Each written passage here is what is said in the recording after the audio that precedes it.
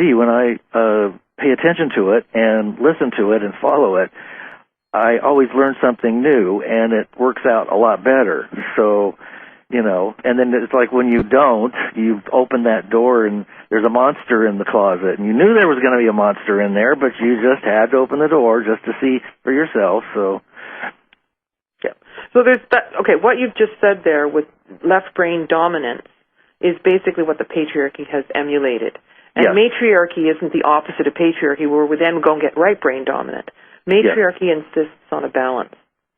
And this is what you see over and over again in the symbolism of ancient Egypt. So the masculine is papyrus and the feminine is lotus. And the masculine is the jed, or the spinal cord of Osiris, and the feminine is what they call the teat, which is 2 arms down of an ankh. And you see 2 of one, 2 of another, 2 of one, 2 of another, double feminine, double masculine. And then you've got, there's a third aspect of this, the vulture, which is the feminine, and the snake, which is the masculine. And so you see on King Tut's mask the vulture and the snake, the vulture and the snake together. You see the winged disc, which is the wings of the vulture, and then the snakes on the side, over and over and over. So the idea, and especially at the lintel of going into a temple. So the lower self surrenders to the higher self, the masculine and the feminine come together. So I did my master's research on the hemispheres of the brain. And it's about the corpus callosum, which is the mediator between the two. If you get stuck in either side, you've got nothing. And so creative thinking involves getting a hunch in the left brain, kind of going into some kind of trance. Like a lot of scientists, they give up, they're on their way to sleep, and they get the insight. So you're kind of you get into an altered state, and you get the illumination, the incubation, illumination, and then you've got to cross back into the left side of the brain for verification. Right. And so if you don't have the interaction, you really don't have anything. And so there is a crown which has mysteriously disappeared out of the Egyptian Museum, but we won't talk about how and why that's going on. But it had like a snake-like serpentine going across the midbrain.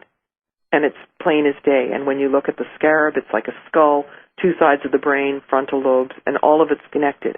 And so it's not about anything being out of balance. It's about everything working together. And it makes sense. It makes perfect sense. Well, now, what about the reptilian brain? How does that affect us, and where did that come from? And there's so much talk about reptilians, on many different levels that it's hard to escape it. Yeah, the ones who are rubbery all the way through is what I call them. The reptilian, the draconians, they tend to be heartless, right? Cruel, bloodthirsty, and rubbery, and not refined. Yeah. And so the reptilian brain has our most basic instincts. Sexuality, survival, that sort of thing. Right. And so we still are those beings. But we have the same DNA as the ancient Egyptians did, and so we can either, feed what's lower, and so we still have that part of ourselves, and it can be useful. But we've got to develop everything and develop the higher centers. So we can't just get stuck in the lower chakras. We can't just get stuck in our reptilian brain. Right. We've got to be exercising all the capacity. And Hakim, who's an indigenous wisdom keeper who's passed now, who's in the Pyramid Code, is talking about full spectrum senses that were dumbed down to 5, but that the ancients almost had handles between them. So synesthesia is hearing a picture, that sort of thing. And babies can have it. I've done a lot of research on this, and it's just a higher functioning of the senses. And then, of course, we were even told that we couldn't write with our left hand if we were right brain dominant. And, they slapped a silly entire hand behind our back so that we had, everything has fed, including reading, writing, arithmetic, and the way the school system is, and test-driven and hierarchical, so the teacher's at the front and all of that, is not about empowerment, constructivism. Pretty much everything you see on TV is deconstructing. Yes. Killing, taking away, not building and being creative and empowering. So people are disempowered. Yeah. And they feel helpless. And they're miserable because of that. And it's happening worldwide where people just can't take any more stress. Yeah. Or any more inflation. Yeah. They just can't cope anymore. Yeah. And that was pretty scary in Egypt. The pollution is abominable. I'm planning another trip in November of 2011, and we'll make it and we'll go. But I've been going over there since '77, and I have never ever experienced the pollution the way it was. It was like flying through mustard, and that's not very attractive. And yet these sacred sites, are there. There are purer places along the Nile, and the real monuments are still speaking to us. And so I think it's important, if anybody feels triggered, to come to Egypt, to get on with it and do it quickly. Right. Because things are closing down. It's becoming more difficult, and things to get are disappearing as well. Some people theorize that the powers that be, or the powers that were, the government, whatever, the elite, know that there's going to be some kind of shake-up, disaster, whatever you want to call it, some possible movement of the Earth. And the movie 2012 depicted this as duplicating the masters, and then they were running them into vaults underground, so that the rich could escape in these enormous ships. And that's not unlike what I suspect is happening today. Right, and I think I might coin that, the powers that were. That's much more empowering, actually. I like it. Cliff High invented that one. Pardon me? Cliff High invented that one. Oh, I can't take credit for it. All right, well, thanks, Cliff. I was going to make another comment there. About the... so at 2012, though, when you see the predictions for disaster with all these 2012 Armageddon things, they're taking footage of a tsunami that happened, an earthquake that happened, hurricanes, right? Yeah. The prediction is old footage. We don't know that everything's going to shake apart, and there's plenty of people that are thinking, and we went through Y2K, fear, right. and nothing happened. But, people also say, so what, we're in the 7th day of the Mayan calendar. I don't feel anything. And the collective and the energy takes the thinking through it differently and experiencing it for ourselves takes a while. Yeah. And I know the energy shifted. I just find there's many changes.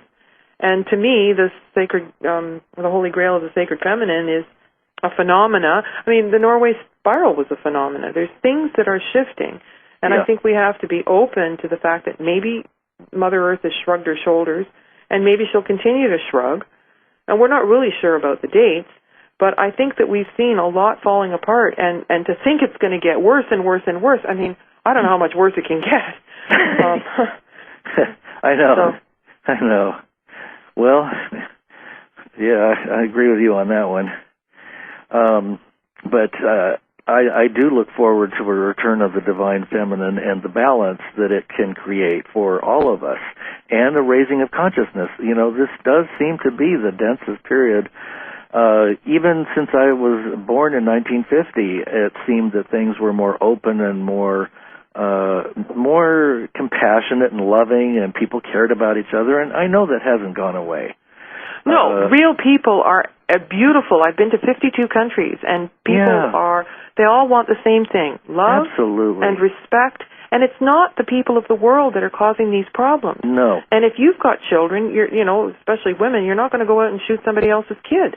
No. And so it's when you're disconnected and full of propaganda and, fear-based that you end up behaving in a different way.